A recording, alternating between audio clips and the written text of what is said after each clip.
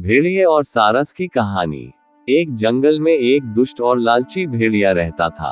एक दिन उसने एक हिरण का शिकार किया।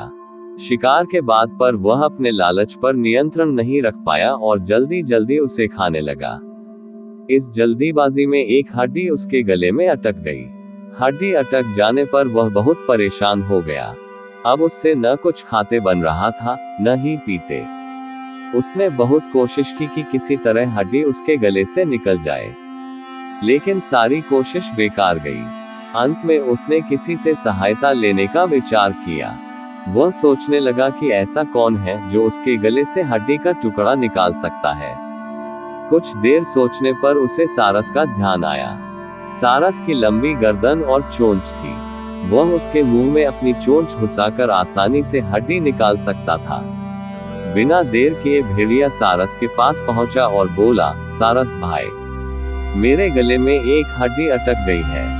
क्या तुम अपनी चोंच से वो हड्डी निकाल दोगे? मैं तुम्हारा बहुत एहसानमंद रहूंगा और तुम्हें उचित इनाम भी दूंगा। सारस पहले तो भेड़िए के मुंह में अपनी चोंच डालने से डरा, लेकिन बाद में उसे भेड़िए पर दया आ गया और वह तैयार हो गया।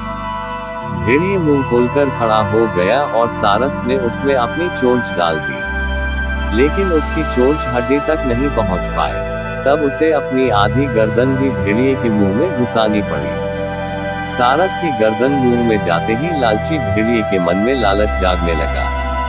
उस सोचने लगा कि यदि मैं इसकी लजीज गर्दन को चबा पाता तो मजा आ जाता, लेकिन उस समय उसे अपने गले में फंसी हड्डी निकलवानी थी, इसलिए वह मन मारकर रह गया।